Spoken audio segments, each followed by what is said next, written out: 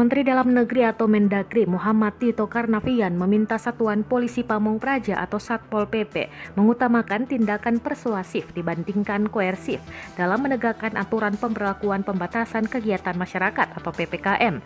Mendagri membandingkan Satpol PP tak ubahnya seperti preman jika perilaku saat melakukan penertiban dengan menggunakan kekerasan.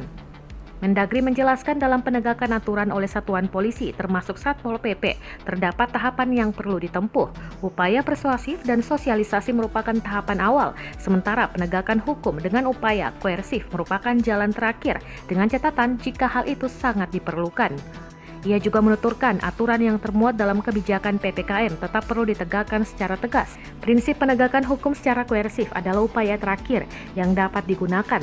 Itu pun mesti disesuaikan dengan kebutuhan di lapangan dan kultur yang berlaku di masyarakat.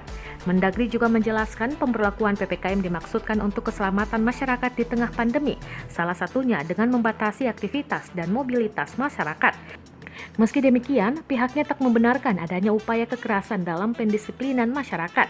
Dengan arahan yang diberikan terkait aturan penegakan hukum PPKM, diharapkan Kasatpol PP memberikan penjelasan kepada jajarannya agar mampu mengendalikan diri, menjadi polisi yang profesional dan mengedepankan etika dan moral.